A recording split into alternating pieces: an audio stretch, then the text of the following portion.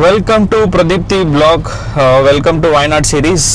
ಅಯ್ಯೋ ಈ ನನ್ನ ಮಕ್ಳು ಮತ್ತೆ ಶುರು ಮಾಡಿದ್ರಯ್ಯ.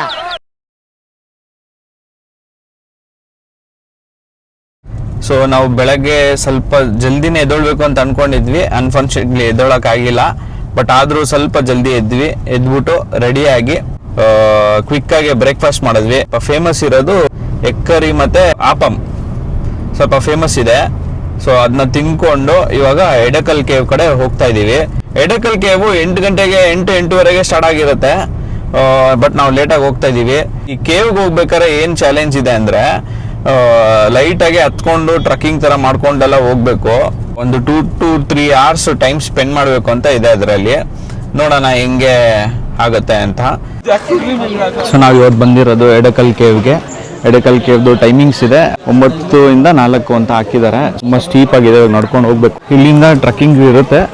ಇನ್ನು ಎಡಕಲ್ ಕೇವ್ ಬಗ್ಗೆ ಹೇಳಬೇಕು ಅಂದ್ರೆ ತುಂಬಾ ಏನ್ಷಿಯಂಟ್ ಇಂದ ತುಂಬಾ ಜನ ಇದ್ರಂತೆ. ಇದು 6000 BC ಇಂದನೂ ಈ ಕೇವ್ಸ್ಗಳ ಫಾರ್ಮ್ ಆಗಿರುತ್ತೆ. ಸೊ ಈ ಕೇವ್ಸ್ ಎಲ್ಲ ನ್ಯಾಚುರಲ್ ಆಗಿ ಬಿಲ್ಡ್ ಆಗಿರೋದು, ಇದು ಯಾರು ಮಾಡಿರೋದಲ್ಲ. ಸೊ ಇದನ್ನ ಎಕ್ಸ್ಪ್ಲೋರ್ ಮಾಡೋಕ್ಕೆ ನಾವು ಇವತ್ತು ಬಂದಿರೋದು ವಯನಾಡಲ್ಲಿ. ನೋಡಿ ಹೇಗಿದೆ, ನಂತೂ ಫುಲ್ ಸುಸ್ತಾಗ್ತಾ ಇದೆ.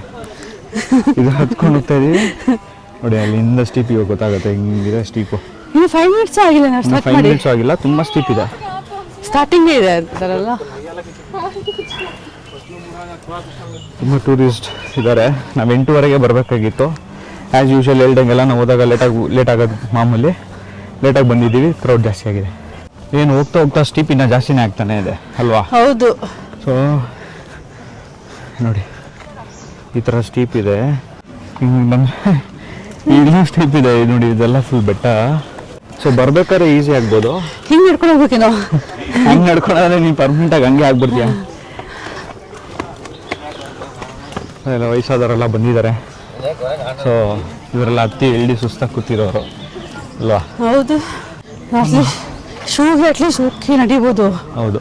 ಚಪ್ಪಲಿ ಹಾಕೊಂಡು ಭಾರಿ ಕಷ್ಟಪ್ಪ. ಸೊ ನಾವು ಅದಕ್ಕೆ ನಾನೇನು ಮಾಡಿದ್ದೆ, ಚಪ್ಪಲಿ ಹಾಕೊಂಡ್ಬಂದಿದ್ದೆ. ಅದನ್ನ ಕಾಲಲ್ಲಿ ಶೂಸ್ ಚೇಂಜ್ ಮಾಡಿಕೊಂಡು ಬಂದಿದ್ದೀನಿ. ಆಲ್ಮೋಸ್ಟ್ ಇದು ಟ್ರಕ್ಕಿಂಗ್ ಥರನೇ ಅಲ್ವಾ? ಅದಕ್ಕೆ ಕುಡಿಯೋರಲ್ಲ ಅದು ಜೋಶಲ್ಲಿ ಹತ್ತಿ ಇಳ್ಕೊಂಡು ಬರ್ತಾ ಇದ್ದಾರೆ. ಆಲ್ಮೋಸ್ಟ್ ನಾವು ಹತ್ತಕ್ಕೊಂದು 10 minutes ಆಗಿದೆ. 10 minutes ಆದಮೇಲೂ ಒಂದು 100 meter ಕವರ್ ಮಾಡಿರ್ಬೋದು. ಯಾಕಂದರೆ ಸ್ವಲ್ಪ ಸ್ಟೀಪ್ ಇತ್ತು ಅಂತ. ಇವಾಗ ಮತ್ತೆ ಕವರ್ ಮಾಡ್ಕೊಂಡು ಹೋಗ್ತಾ ಇದ್ದೀವಿ. ಅದು ಇಲ್ಲಿಂದ ಇಲ್ಲಿ ನಾವೇನು ಪೀಕಲ್ಲಿ ಇದ್ದೀವಿ ಅಂತ ಗೊತ್ತಾಗ್ತಾ ಇದೆ ನೋಡಿ. ಈ ಗ್ಯಾಪಲ್ಲಿ ನಮಗೆ ಅದು ಮೌಂಟೇನ್ಸ್ದು ಅದು ಪ್ಯಾಂಟಾನ್ ರಾಕ್ ಅಂತ ಒಂದಿದೆ, ಅದು ಕಾಣಿಸುತ್ತೆ. ಅದೇ ನೋಡಿ ನಾವು ಬೆಟ್ಟ ಮೇಲೆ ಹತ್ಕೊಂಡು ಹೋಗ್ತಾ ಇದ್ದೀವಿ ಅಂತ ಪ್ರೂಫು. ಸೊ ನಾವಿನ್ನೂ ಎಂಟ್ರೆನ್ಸ್ ಟಿಕೆಟ್ ತೊಗೊಳಕ್ಕೆ ಇನ್ನೂ ಹೋಗಿಲ್ಲ, ಇನ್ನೂ ಆನ್ ದ ವೇ ಇದ್ದೀವಿ. ಅಷ್ಟು ದೂರ 1 kilometer ನಡ್ಕೊಂಡು ಹೋಗಬೇಕು. ಹೋಗ್ತಾ ಇದ್ದೀವಿ, ಇನ್ನೂ ಆಗಲೇ ಸುಸ್ತಾಗ್ಬಿಟ್ಟಿದ್ದೀವಿ. ಸೊ ಇನ್ನೂ ಟಿಕೆಟ್ ತೊಗೊಂಡು ಇನ್ನೂ ಮೇಲೆ ಹೋಗ್ಬೇಕು. ಅಷ್ಟರಲ್ಲಿ ಏನು ಯೂಸ್ಟ್ ಆಗುತ್ತೆ ಅನ್ನೋ ಗೊತ್ತಿಲ್ಲ, ನೋಡೋಣ. ತುಂಬ ಮಂಕಿ ಕಾಟ ಇದೆ, ಸ್ವಲ್ಪ ಕ್ಯಾಮ್ರಾ ಹುಷಾರಾಗಿ ತಿಳ್ಕೊಬೇಕು ನಾವು.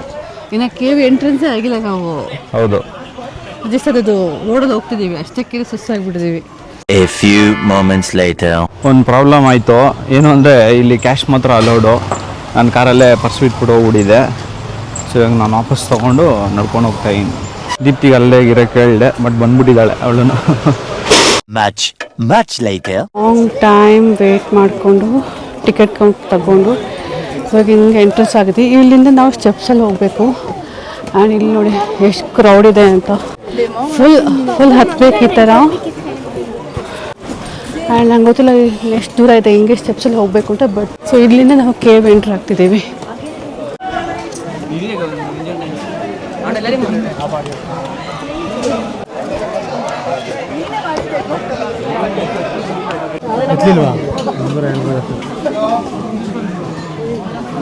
ನೋಡಿದ್ರಲ್ಲ, ಸಿಕ್ಕಾಪಟ್ಟೆ ಕ್ಯೂ ಇತ್ತು. ಯಾಕೆ ಅಂದರೆ ಲಾಂಗ್ ವೀಕೆಂಡ್ ಇತ್ತು ಅಂತ. ಆಫ್ಟರ್ ಎ ಲಾಂಗ್ ವೇಟ್ ನಾವು ಕೇವ್ಗೆ ಎಂಟ್ರಿ ಕೊಟ್ವಿ. ಎಡಕಲ್ ಕೇವ್ ಬಗ್ಗೆ ಇನ್ನೂ ಸ್ವಲ್ಪ ಇನ್ಫಾರ್ಮೇಷನ್. ಇದು 1200 meters ಅಬೋ ಸಿ ಲೆವೆಲ್ ಇದೆ. ಹಾಗೆ ಇದು ಸುಲ್ತಾನ್ ಬತ್ತೇರಿ ಹತ್ರ ಇರೋದು. ಇನ್ನು ಇದನ್ನ ಎಡಕಲ್ ಅಂತ ಏನು ಕರೀತಾರೆ? ಎಡಕಲ್ ಅಂದರೆ ಎ ಸ್ಟೋನ್ ಇನ್ ಬಿಟ್ವೀನ್, ಅಂದರೆ ಬಂಡೆಗಳ ಮಧ್ಯ. ಇದನ್ನ 1890 ಕಂಡಿಡ್ದಿರ್ತಾರೆ.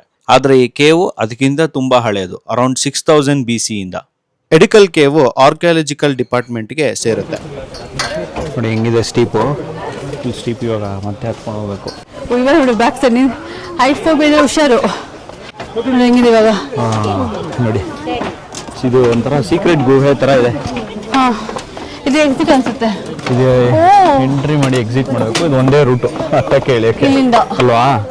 ಹೌದು. ಹತ್ತು ಇದೆಲ್ಲ ಮಾಡಿರೋದು ಆ್ಯಕ್ಚುಲಿ. ಹಾಂ,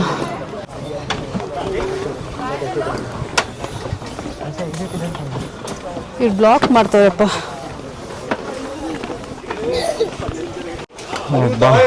ಫುಲ್ಲು ಬೆಟ್ಟ, ಜಾಸ್ತಿ ಏನಿಲ್ಲ, ಚಿಕ್ಕ ಬೆಟ್ಟ. ಇನ್ನ ಕಂಟಿನ್ಯೂ ಮಾಡಿಕೊಂಡು ಹೋಗ್ತಾ ಇದ್ದೀವಿ.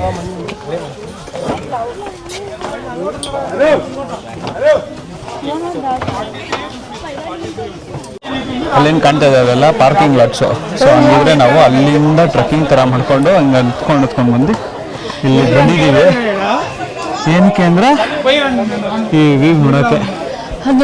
ಸೊ ನನ್ನಿಂದ ಏನು ಕಾಣಿಸ್ತಾ ಇದೆ ಅದು ಫ್ಯಾಂಟನ್ ರಾಕ್. ಅದಾ? ಅದು ಓಕೆ. ಸೊ ಇವಾಗ ನಾವೇನು ಬಂದಿದ್ದೀವಿ, ಇದು ಎಡಕಲ್ ಕೇವ್.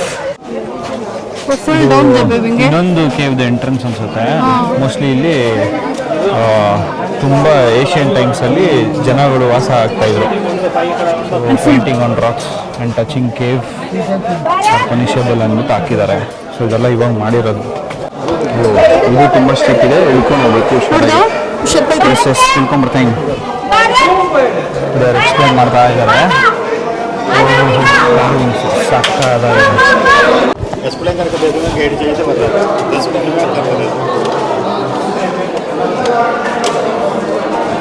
ट्राइबल आ जाएंगे वाणिज्य राज्य सेकंड लाइट राज्य संस्कृत ओल्ड संस्कृत ಐದೈದರಿಗೆ ನಿಯಮಿಸುವ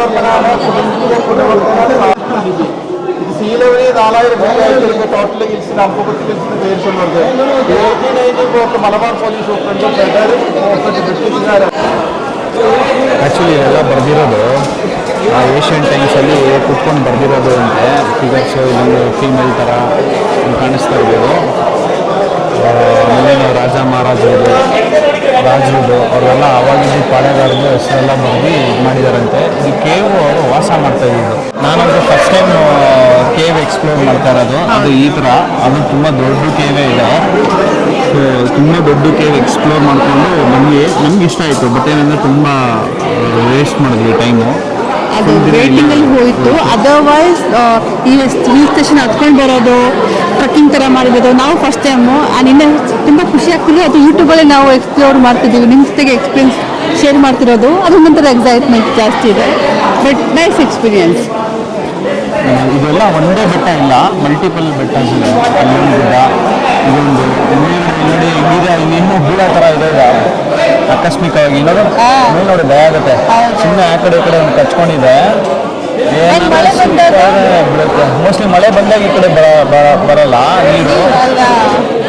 ಅಲ್ಲ, ಇನ್ನೊಂದೇನು ಗೊತ್ತಾ, ಈ ಥರ ಜಾಗದಲ್ಲಿ ಮಳೆ ಬಂದರೆ ನೀರು ಒಳಗಡೆ ಬರಲ್ಲ.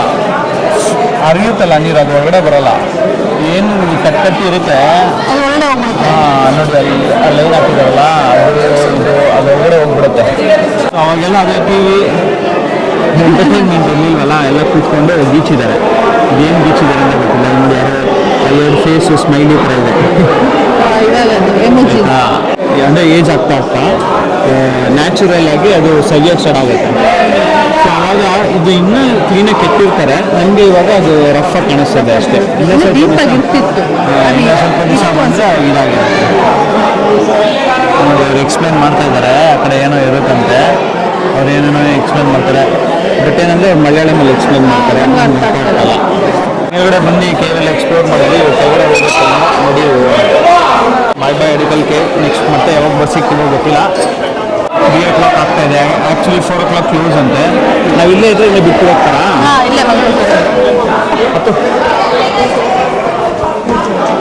ಇಷ್ಟು ಧೂಳು ಇರಲ್ಲ ಯೂಶಲ್ ಆಗಿ.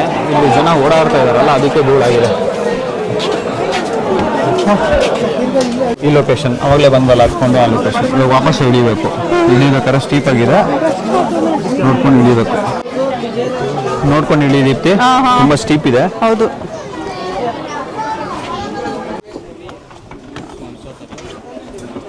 ಸೊ ಅಲ್ಲಿಂದ ನಾವು ಬಂದಿದ್ದು. ಇವಾಗ ಇಲ್ಲಿಂದ ಎಕ್ಸಿಟ್ ಹಾಕ್ಬೇಕು. ಆಮೇಲೆ ಮೇಲ್ಗಡೆ ಹೋಗಕ್ಕೆ ಹತ್ತಿಳಿಯೋಕ್ಕೆ ಒಂದೇ ದಾರಿ.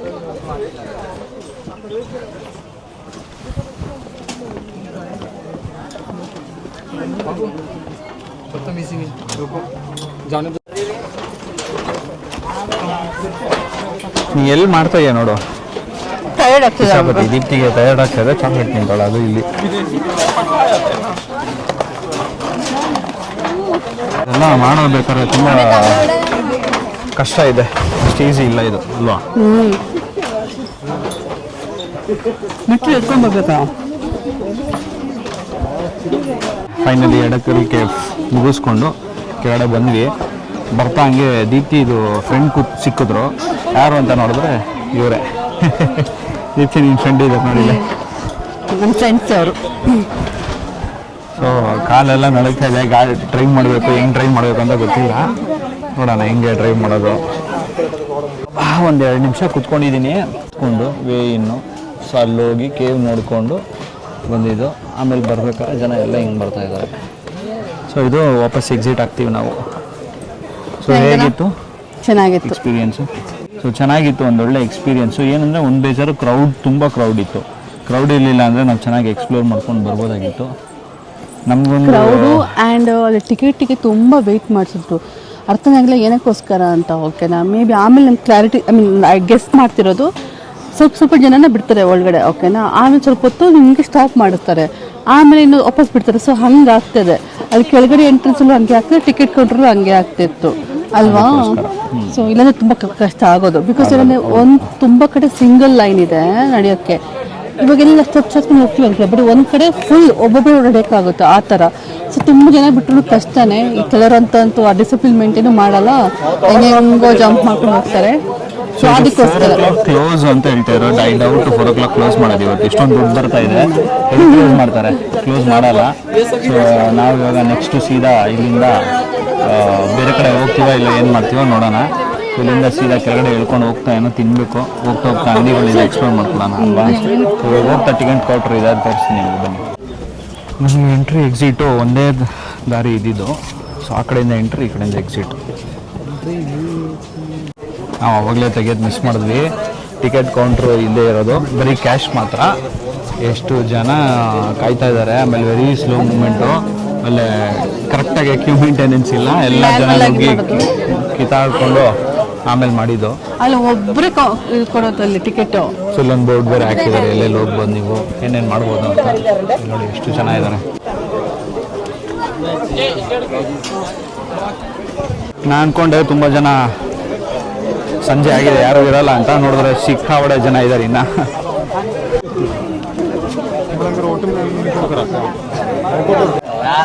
ಸೊ ನಾವು ಅಲ್ಲಿಗೆ ಹೋಗಿದ್ದು ಕೇವು. ಅಲ್ಲೋಗಿ ಇಲ್ಲೋಗಿ 2 ಕೇವ್ಗೆ ಹೋಗಿ ವಾಪಸ್ ಬಂದು ಇವಾಗ ವಾಪಸ್ ನಡ್ಕೊಂಡು ಹೋಗ್ತಾ ಇದ್ದೀವಿ. ಸೊ ಆ್ಯಸ್ ಯೂಶುವಲ್ ಬರ್ಬೇಕಾದ್ರೆ ಫುಲ್ ಸ್ಟೀಪ್ ಇತ್ತು, ಹೋಗ್ಬೇಕಾದ್ರೆ ಮತ್ತೆ ಸ್ಟೀಪ್ ಇರುತ್ತೆ. ದೀಪ್ತಿಗಿನ್ನ ಈಸಿ ಅನ್ಸುತ್ತೆ. ಯಾಕೆ ಹೇಳಿ? ಯಾಕೆ? ಸುಮ್ಮನೆ ಬಿದ್ದರೆ ರೋಲ್ ಆಗಿ ಹೋಗ್ತಾ ಇರ್ತದೆ. ಒಂದು ಓದೋದೇ ಸಾಕು, ಬಿದ್ಬಿಡ್ತೀನಿ ಅಷ್ಟೇ. ಬೆಳಗ್ಗೆ ಬಂದಾಗ ಹೊಟ್ಟೆ ಶೀತ ಆಯಿತು ಅಂದ್ಬಿಟ್ಟು ಅಲ್ಲೊಂದು ಅಂಗಡಿಯಲ್ಲಿ ಈ ಉಪ್ಪು ನೀರು ವೆನಿಗರಲ್ಲಿ ನೆನೆಸಿಟ್ಟಿರ್ತಾರೆ. ಏನು ಮಾವಿನಕಾಯಿ, ಪೈನಾಪಲ್. ಸೊ ಅದನ್ನೆಲ್ಲ ತಿಂದಿದ್ವಿ, ತುಂಬ ಚೆನ್ನಾಗಿತ್ತು ಅಂಕಲ್ ಹತ್ರ. ಇವಾಗ ಹೋಗ್ತಾ ವಾಪಸ್ ಅಲ್ಲೇ ತೊಗೊಂಡು ತಿನ್ಕೊಂಡು ಹೋಗ್ತೀವಿ. ನೋಡಿ ಇದೆ ಅಂಕಲ್ ಅಂಗಡಿ.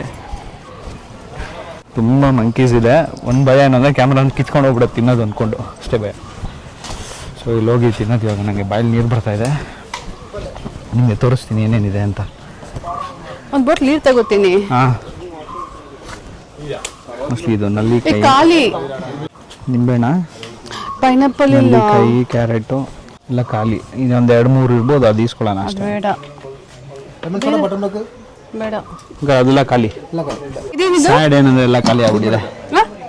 Sweet potato. Okay okay. Sweet potato ಇದು ಆ್ಯಕ್ಚುಲಿ ಸ್ವೀಟ್ ಇರುತ್ತೆ. ಅನ್ಫಾರ್ಚುನೇಟ್ಲಿ ನಾವೇನು ಅಂದ್ಕೊಂಡಿದ್ವಿ ಅದು ಸಿಕ್ಕಲಿಲ್ಲ, ಖಾಲಿ ಆಗ್ಬಿಟ್ಟಿದೆ. ಸೊ ಏನು ಮಾಡೋದು ಅಂತ ಗೊತ್ತಿಲ್ಲ. ಮುಂದೆ ಹೋಗಿ ನೋಡಬೇಕು. ಮುಂದೆ ಏನೋ ಸಿಕ್ಕಿದ್ರೆ ಓಕೆ, ಇಲ್ಲಾಂದರೆ ಎಲ್ಲಿ ಸಿಗುತ್ತೆ ತಿನ್ಕೊಂಡು ಹೋಗಬೇಕು.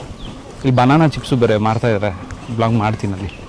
ನಾವು ನಡ್ಕೊಂಡು ಹೋಗ್ಬೇಕಾಗಿರೋ ಪಾತ್ ಈ ಥರ ಇದೆ.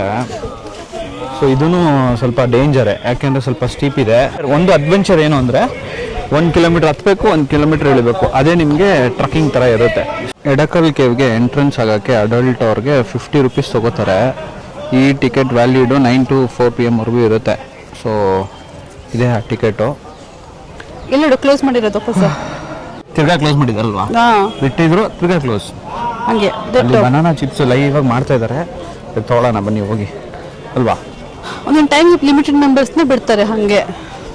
ನೋಡಿ ಇವ್ನು ಕೊಡ್ತಾನೆ ಫ್ರೀಯಾಗಿ ಬನಾನಾ ಚಿಪ್ಸ್. Banana chips